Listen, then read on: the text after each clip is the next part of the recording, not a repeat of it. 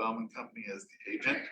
This is a conditional use for a gas regulator facility. If you can scroll on the report to the aerials, give you a sense of where we're talking about.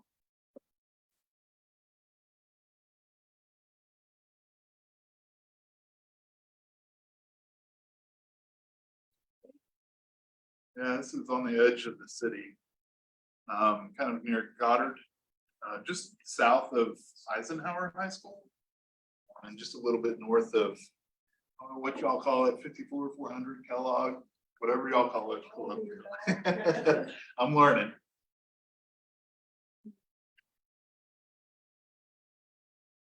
No problem. Oh, it's where that red thing is. Yeah. We're putting pickleball. That change your mind? I'd rather put a gas thing there. Okay, let's do it. I'll make a motion. That change your mind? It cost us $6 million. I'm in. Can we get our $6 million back?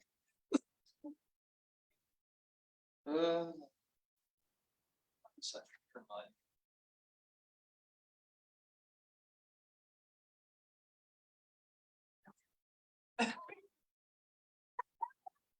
Somebody has to fight for taxpayers. Jeff's leaving. Well, he's going to the county. Dalton will do it. I know Dalton. They're fine. It happens. We got it. We got it. Yeah, we can. Sure. We can move on this. So this is a little space just north of where the pipeline actually goes through, on the corner, I believe, of east side of South 167th Street, west. And this is just a little triangle portion that comprises about 0.4 acres. And so with the gas line that already goes through this little area, this is a facility that's going to contain a gas regulator. I don't know what a gas regulator is, but this is going to house that. And because of that, this use is considered a utility major. And all utility major uses in the city are through a conditional use. All of the land nearby is zoned residential in some capacity. There are certain conditions that apply when a utility is approved. One of those being solid screening, fence of some sort, and also some landscaping is required as well. Not a whole lot to this one, pretty simple. You can see the fence on that triangle on this exhibit, kind of goes around the perimeter of the facility with a gate there on the west side. And then we will need to see a landscape plan as this moves forward, so that will be a condition as well. We do recommend approval at staff, and I think that's pretty much it. Pretty simple. If you have any questions, I'll try to answer. There's some pictures of what the fence will look like. Scroll down a little bit, or up, I should say. Yeah. So there will be solid screening there, plus the landscaping. That's pretty much it. Houses right there. Oh, they're not really. It doesn't make a lot of noise. I don't know, to be honest with you. Yeah. But I think It's pretty standard. I think these are pretty standard utilities to. Gas that's already going through this house. Between it. Yeah, there is a street that goes between the schools and this property, so.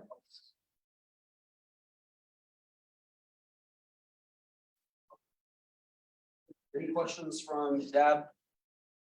What is the screen wall made out of?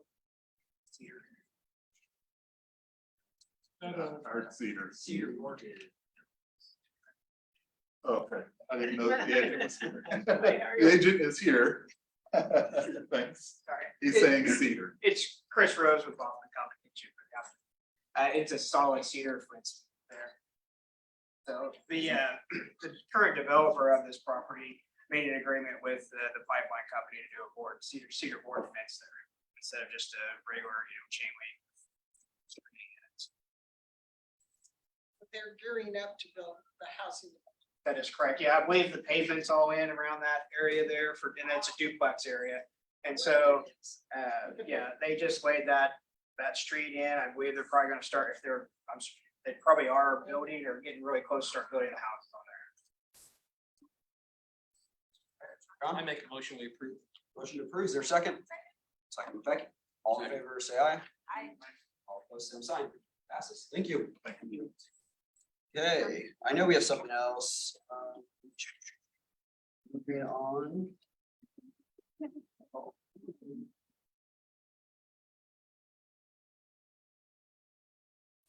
Okay, we also have a presentation, but I can't figure out where my next sheet is, so.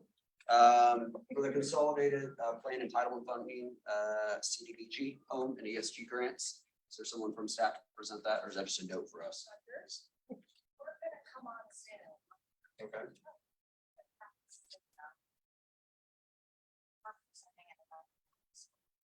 Okay, oh, I needed to flip over the page, that's why. Okay. So that is item number 8. And that I have as the last thing. Scott, were you here to present on something? Well, I do have a quick note. I don't, Councilmember Blubato, I just want to coordinate with him real quick. And see. Of course. So make sure we don't leave you off. Yeah. Yeah, if you wouldn't please. Okay. Let's see if you can buy housing department some We'll time. buy him a little bit of time, yeah. So there was a case that came to you last month, and it was a rezoning case. You may remember it. It was on Seneca, down by Seneca Bowl. And there's a Mercado, there's like a commercial strip center, and then to the south of it, the applicant had purchased a different property that they're refurbishing.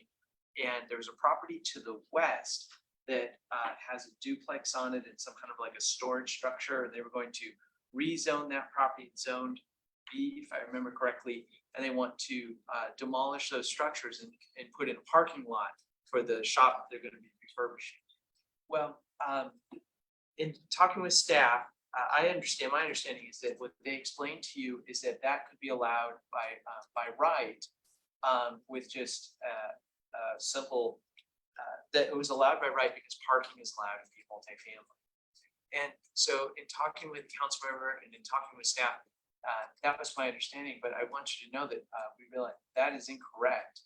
The rezoning actually needs to take place if they want to be able to use it for a parking lot. And the simple reason why is because in this case, it's not a parking lot to serve the uses that will be taking place on that property.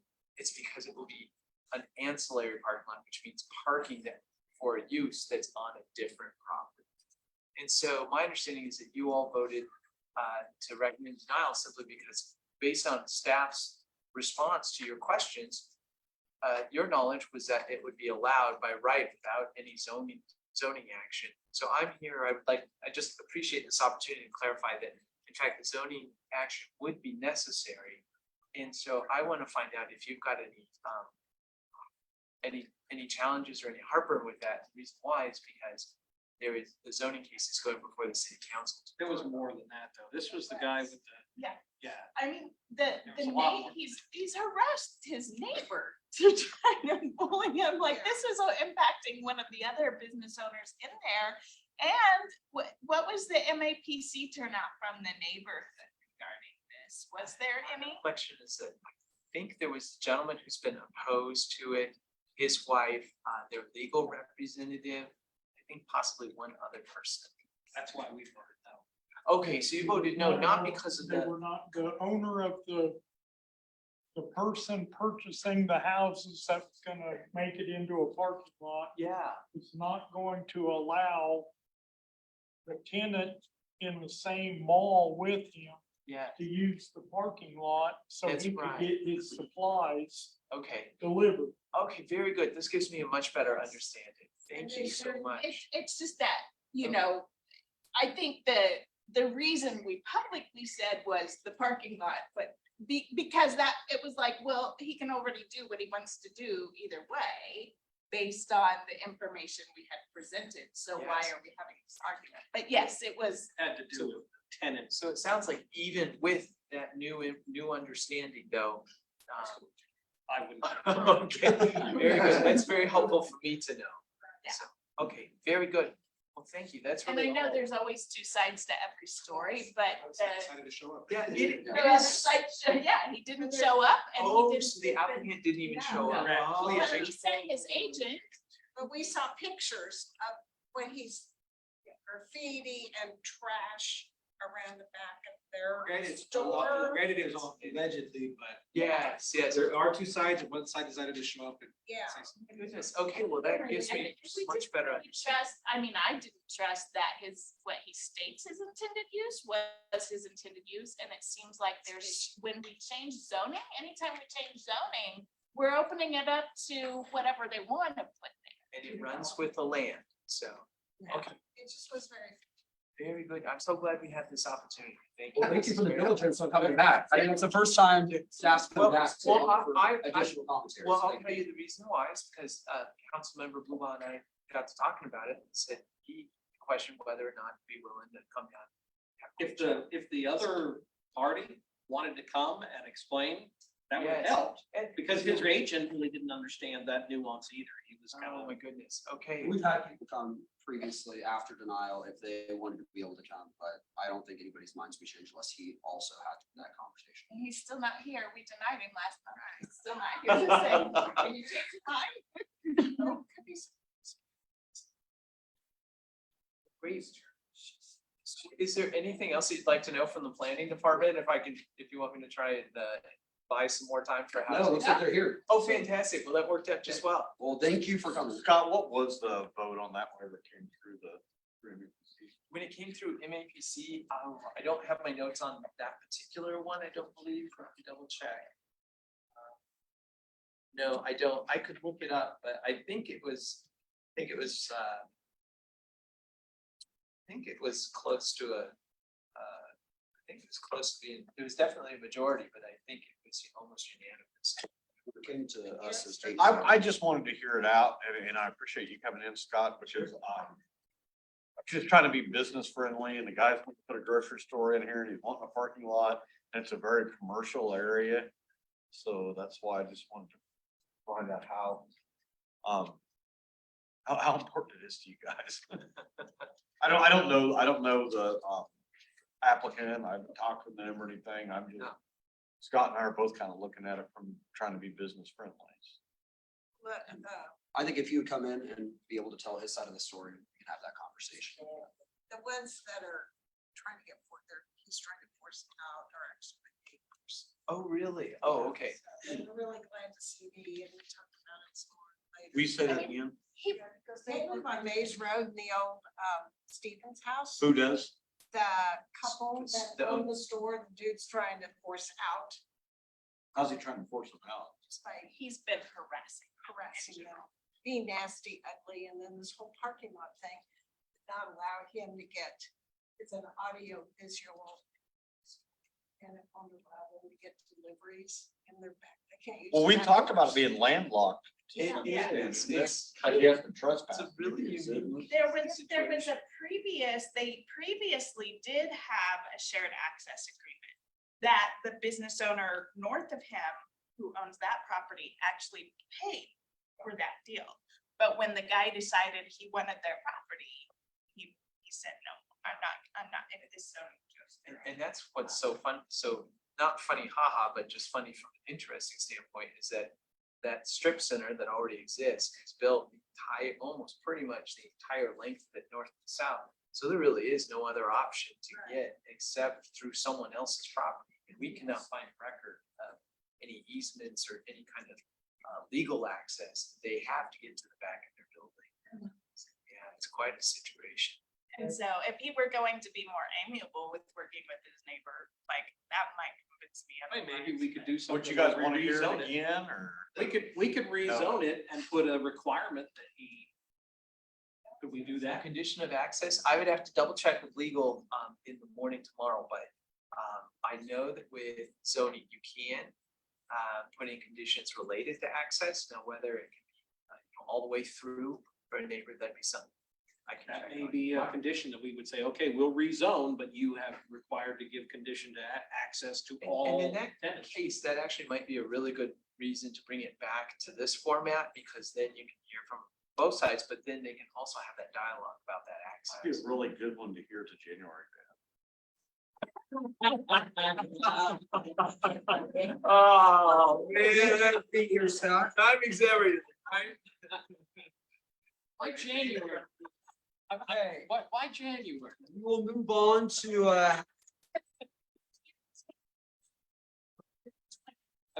Maybe it's Technically, better. it's my dad, but I don't have a vote the next day, so Wouldn't you rather do whatever you're Maple? advising me on, I don't have any power.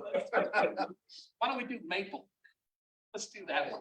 Logan, from Housing and Urban Developer, Housing and Community Services Department. You ready to present?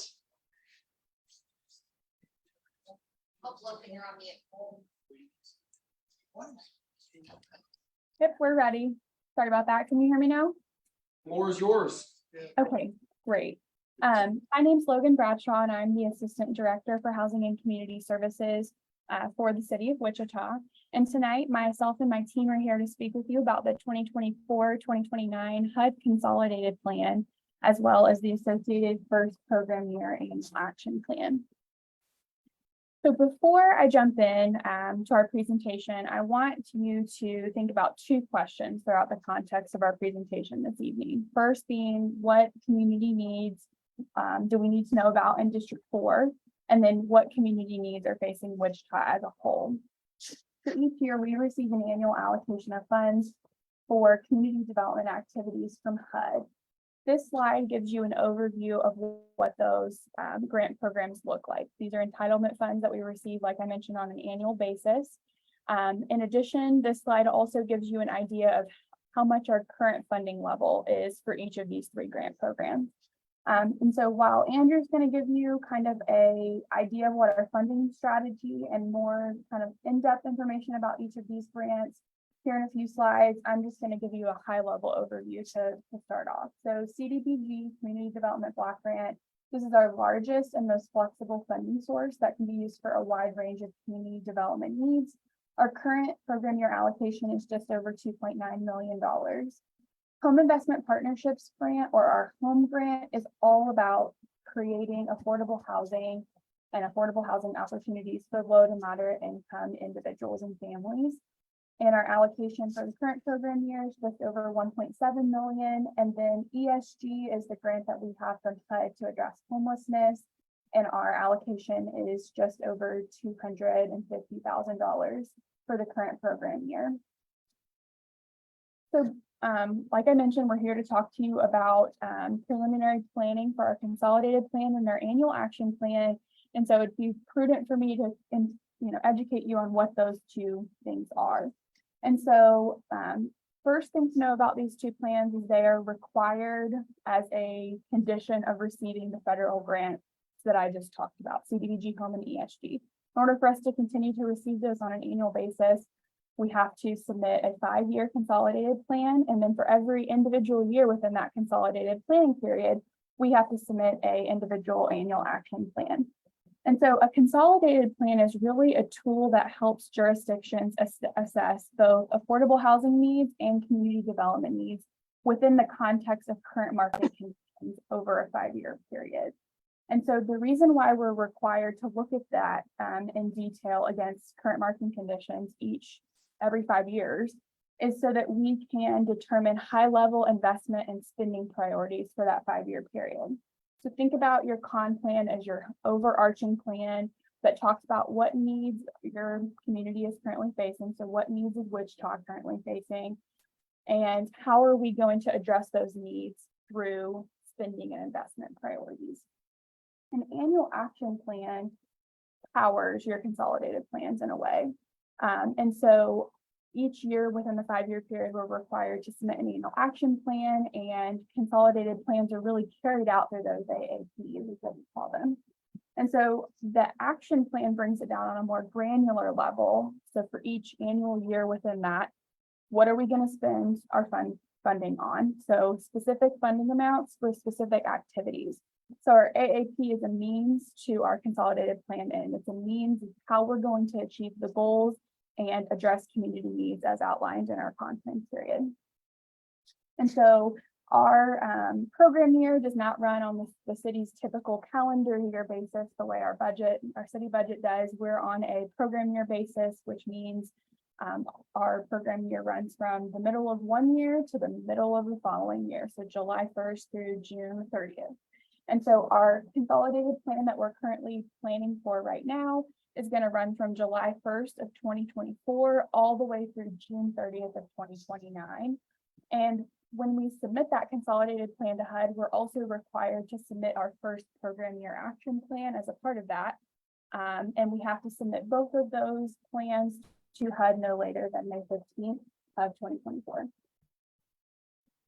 So before I kick it over to Andrew to give you an idea of more information about each of our grants and how we currently prioritize spending those grants right now, I wanted to give you an overview of what our consolidated planning process timeline looks like.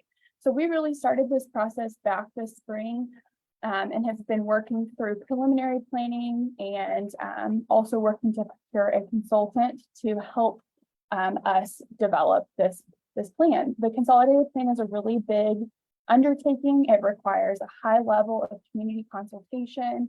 It requires community engagement, and there's a lot of data analysis that goes into understanding current market conditions for both your affordable housing stock within your community, as well as other things, census data and things like that. And so we elected to bring on a consultant and actually planned a portion of our administration funds from program year 2022, kind of set those aside in order to be able to bring a consultant on board to help us with this undertaking. And you'll meet them this evening.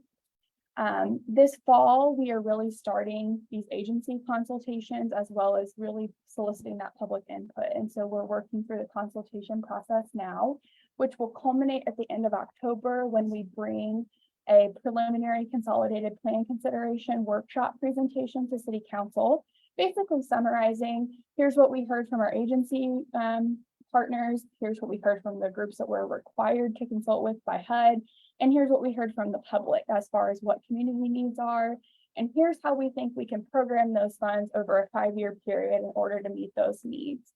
And so after we take it to council workshop and we get council's preliminary feedback on con plan as drafted, then we'll really get to work on drafting our con plan and our AAP. And that will really take place over a number of months into about March of, that should say 2024, not 2023. In the spring, in April, we'll take the plan as drafted, both the con plan and the first year annual action plan, out for public comment. And we'll come back to the district advisory boards as part of that process to solicit your feedback on the con plan as drafted, as well as the preliminary first year spending plan. And then once we get to that public comment period, we will then bring the plans back to City Council for consideration before we are required to submit those plans to HUD no later than the middle of May of next year.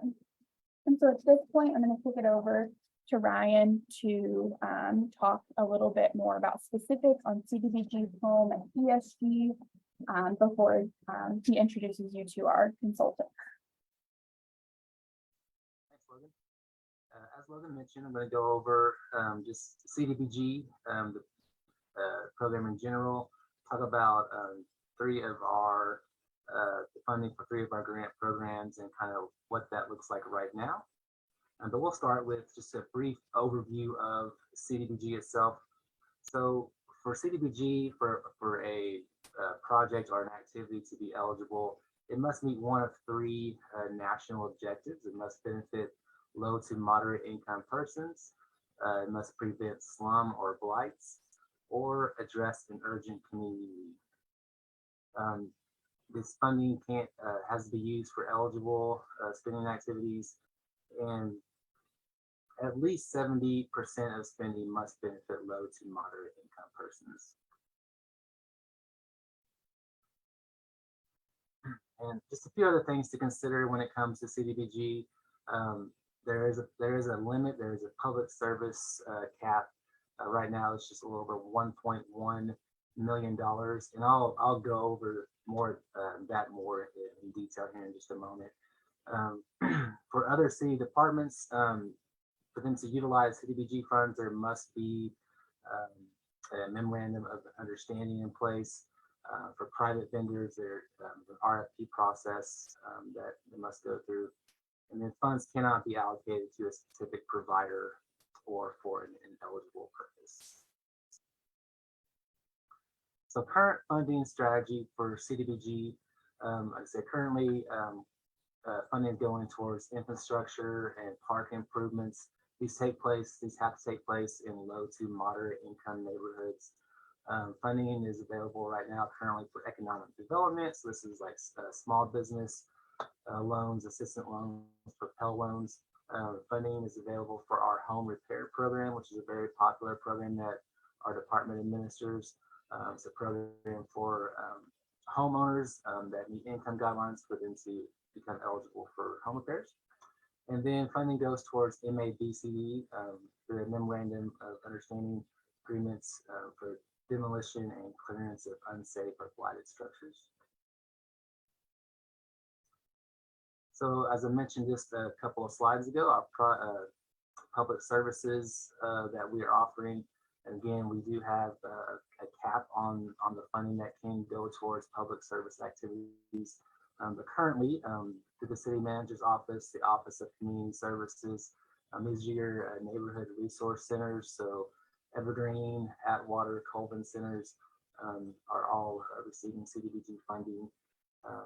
Funding goes also towards the Housing First project coordinator position that's in our department. Currently, we are also funding 3 domestic violence shelters in the city of Wichita. And along those same lines, we have the youth crime and enrichment activities. Right now, there are 3 different programs that are receiving that funding here in Wichita. And then our training and employment program, that's our TWTW, the Way to Work program that we implement every summer. For our home grant, the current funding strategy appears as is on this slide. Home ownership activities, this is our home ownership AE program. We also have housing development, redevelopment activities. We have gap funding for housing development loan program, new construction, redevelopment. And then we have what's called the Community Housing Development Organization, or as we refer to it as CHODO set aside. 15% of our funding needs to be used towards CHODO. And then we have admin funding for home. And finally, we have our ESG grants. These are homeless assistance, homeless prevention, rapid rehousing, admin funding. Homeless assistance is for these emergency shelters across the city. Homeless prevention, these are Center of Hope, Salvation Army. These are programs that are in place to hopefully prevent an individual or persons from becoming homeless. And rapid rehousing, this is a program for homeless individuals that are ready to get into their own place. So we have funds available for that as well. And then, like I said, admin funding for ESG. So before I pass it over to Erica from WFN, just kind of want to give you guys a brief little overview of how WFN Consulting, how we came to partner with them for our consolidated plan. So funding from program year 2022-2023 was set aside to hire a consultant for the preparation and submission of our 24-20 through 29 consolidated plan. In spring of this year, in May, the search for a consultant began as we released an RFP that went out. And then just a couple months ago in July, WFN Consulting was chosen to lead the development of our 24 through 29 consolidated plan. And at this point in time, I'll pass it over to Erica from WFN so she can give you an introduction of WFN and take it from there. Sure. Hi, everybody. I'm Erica Fambro. I'm with WFN Consulting, and I'll give you a little bit more of a background on myself. First, we'll talk just a bit about the company. WFN Consulting, we've been in business for about 40 years now. I haven't been here the entire 40 years, but the company's been in existence for about 40 years. It was started by our founder, W. Frank Newton. We are an industry expert in managing HUD grants. So pretty much, I'd say 95% of our experience comes through working with the HUD grant program. So that's the bulk of the work that we do day in and day out. And that includes the development of consolidated plans, action plans, fair housing documents, things like that. We've been doing that for many, many years. In addition to preparing those plans, we also assist jurisdictions with training on how to best implement their programs, program management. So if they're needing assistance with those sorts of things, we're able to assist our clients with that. We've worked with jurisdictions all over the country, and we're excited to get to work in the Wichita area. This is a first time for me, so I'm excited about that. To be able to see what you all have going on in your community, what sorts of needs you have, what things you have that are working well. We want to know about those things. Those are things that we can capitalize on. If there's some problems or some things that need to be addressed, that's our role to get in there and figure out those things and how to best use the funding that the federal government has provided to assist with addressing issues in the community. So we're excited to get to meet you all, get to know all about the things that's going on in your community. So a little bit about me. I am the director of consulting for WFN. Now, I've been with the company for about 13 years. So I started in 2010. As a planning specialist, ironically, and that in my initial role with WFN, I was responsible for preparing the consolidated plan for a jurisdiction similar in size to Wichita. They actually was receiving about $3 million in CDBG funds. So that's where I got my start. From there, I moved into a more of a management role, serving as the deputy director for that same community. And for about 7 years, I was the director of a larger entitlement community, receiving about $5.5 million in CDBG funds. So did that for quite some time, but now I am working solely on consulting projects. So working with our clients nationally to assist them with this planning process. It's really my strong suit. Is something I'm interested in. I like public engagement. So I'm excited to kind of get out there and see how we can be able to assist. And then working alongside me primarily is LaShondra Wells, and she's on the call today. She's been with the company for about 8 years, and she served as a deputy director for that same community that received the $5.5 million. So she has a wealth of experience as well, working with the HUD grant programs. And we're excited to get out there and see what's going on in Wichita and how we'd be able to assist with making some strategies to use your CDBG funds, CDBG home and ESG funds. So with that being said, I'll turn it back to Logan for just final questions and wrap up. Yeah, so thank you guys so much. At this point, we are really kicking it back over to the District Advisory Board. We want to hear more about what community needs are present within District 4, what community needs do you feel are in Wichita at large, and really be able to answer any clarifying questions you might have, but really we'd like to hear, what you'd like to see funds be programmed for in the next 5-year period, and what are some needs that District 4 and the city are currently facing. Any questions from advisory board? Comments rather? Yeah, John. Do you know by any chance how much money or how much funds or percentage are currently being spent in District 4? Is that something that's even knowable? It's not something that would be easily attainable because we do have programs that are, for example, like for the, I'm trying to think, like for the Office of Community Services, we don't fund a center in District 4, but that would be a service that was being provided on an area-wide benefit for a district. But then we also have programs like our home repair program, where we'd have to look at every single address that received home repair assistance in order to be able to come up with a statistic for how much funding within that 5-year period has gone to District 4. It's not impossible, but we don't have that data at the top of our repertoire. I can tell you that we did spend, let's see, just about $33,000 for a sidewalk project, the Sycamore ADA project over by West High School. Within this last 5-year period, it's actually the only infrastructure project that we've actually programmed funds for, and that was within District 4.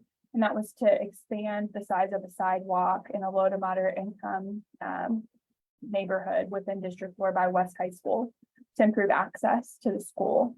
So that was $33,000, but I don't have off the top of my head, and that really wouldn't be a super easy stat. No problem.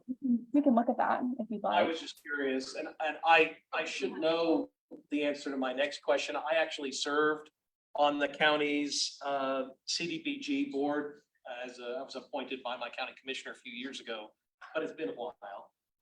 Do you know if, and I don't want to throw you on a bus, so I'm sorry, but do you know if any council members or immediate family are eligible to receive any of these funds? If they are eligible to apply for grants, and can they receive any of these funds? So council members, I know specifically can't be like I'm thinking like the home repair program, or they can't receive down payment assistance directly. So the answer to your question is, the answer to that is no. How about spouses? So there would have to be an abstention on voting from any item that would allocate funds to. If there's a conflict of interest, they'd have to abstain. But a spouse could apply. I don't believe so, not directly. If like I'm thinking of like a spouse that might work for an agency that might apply, an abstention would have to take place. But if like a spouse definitely could not apply for the home repair program and receive assistance through that on a direct subsidy level. Erica, you might have more experience with this and can cite specifically.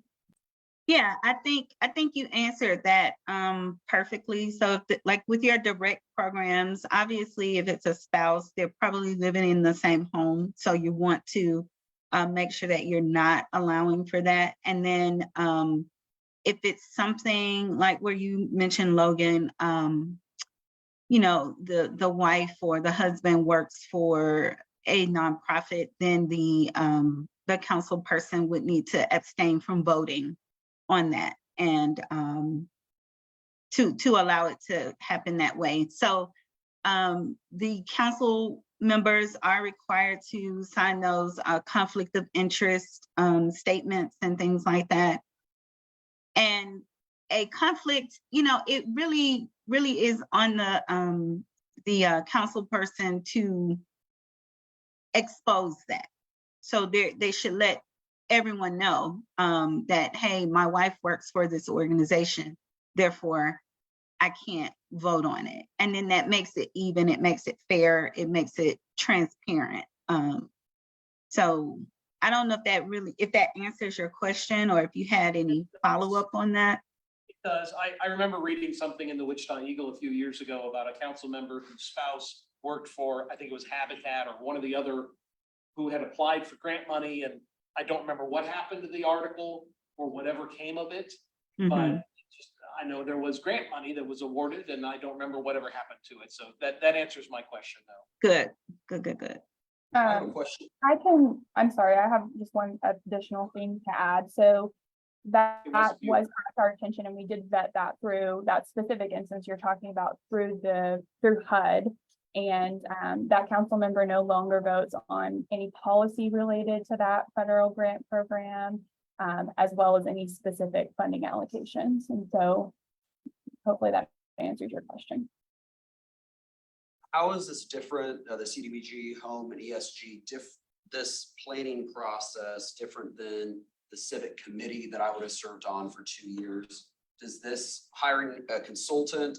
Because I know when we looked at these funds previously, we didn't have a consultant, or at least I hadn't met a consultant. So is this a different way of operating than we did when I served on the committee, let's say 2 or 3 years ago? So it is different in that it's different than the way we did our last consolidated planning process. What you're talking about, I think that was Dalton that was speaking. Yeah, it's all, sorry, I should have said that. No, you're good. You served on what's called a grants review committee. So any aspect that we take out for request for proposal that might come out of this process will still go through the grants review committee process. Our consultants won't have anything to do with that. That's just the application screening and review. You're essentially serving as the screening and selection committee for a procurement process for the city. And so while this process that what now we're bringing in a consultant is a lot different than how we did our last consolidated plan and will yield, I think, a better product than what we had the last go around. It's not different than how we did our GRC process. And if it comes out in the community consultation that there are aspects that we will need to take out for an RFP, and we will still continue to have the grants review committee process as that second part of that screening and selection for any aspect that goes out for request for proposal. We're talking right now about something different, but no, it's not in conflict as to how we ran that process previously. Okay, thank you. I appreciate that answer. I know that they're also looking for comments. What specific comments were you looking for from the board? So we really want to know what needs are facing District 4, and then what needs do you guys see the city of Wichita is facing. We're really in that, we're trying to figure out what needs are in existence and how these federal funds might be able to come in and address some of those needs. Oh, Becky, I'll talk and then I have a few. I was just gonna say, can we email some suggestions to you over the next few weeks or something and kind of digest Sure. what our district needs? Yeah, of course. And I do have a couple that I have heard from people over the past couple months.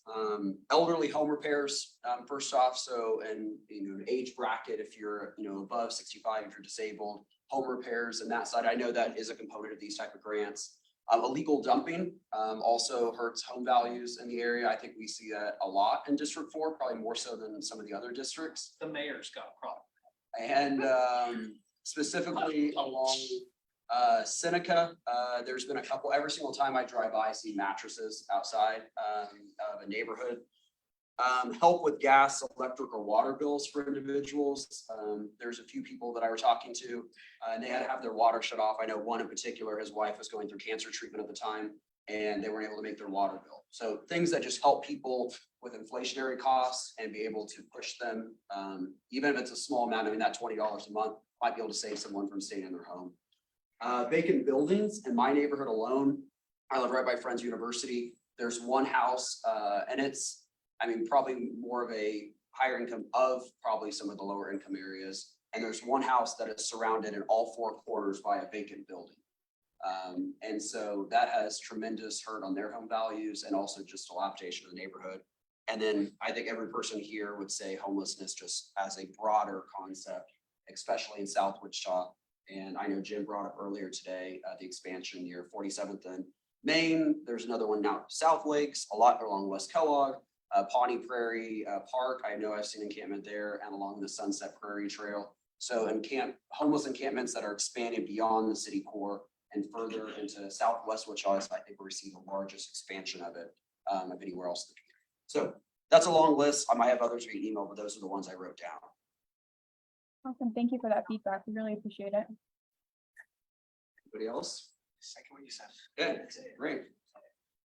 So the I last think those all the, Oh, I'm sorry. The last thing that I'll add is, we are working on a survey. We have to do a survey as part of our consolidated planning process. And so we'll make sure to get that disseminated to the district advisory board through Brooke. And also we would hope that you would then send that to people that also live in District 4 to fill that survey out. We're hoping to have that survey out at the end of the week. So be looking for that here over the next couple of weeks. That's another way you can provide feedback too, in addition to emailing as well. Logan, I just want to throw a little bit of feedback out there, since we don't have a community center, we don't have rec centers, we don't have anything like that in South Wichita. So I just want to make sure we make an extra effort to communicate with District 4, because a lot of times citizens don't feel like, we have 67213, we have a lot of zip codes that should be getting this funding. And as you just said earlier, we had a $33,000 commitment over 5 years. There's been millions of dollars. So we want to ensure that, there's a need in this district. We want to make sure that it's being met equally, just as other districts are. And you're specifically talking about infrastructure improvements, like visible things you can see.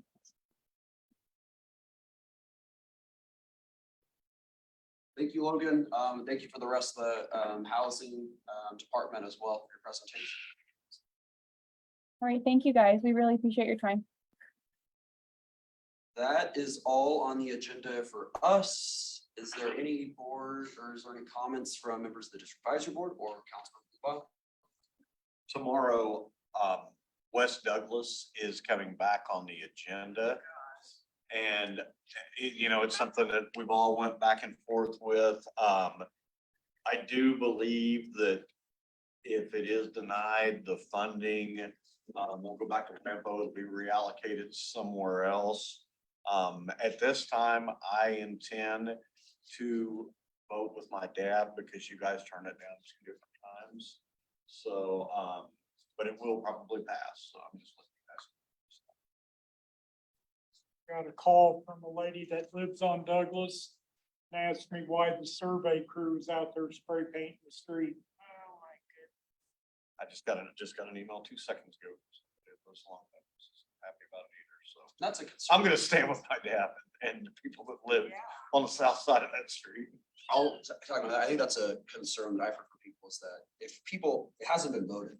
And so if staff is already making plans and moving forward with something that hasn't passed council yet, I think that's presumptive of staff to be able to move forward and doing stuff. And they aren't the electeds that are making the decisions.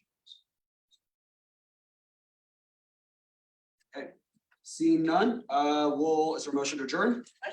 Okay, is there a second? Okay, all in favor, aye? Opposed, same sign. Thanks, everybody. John and I agree.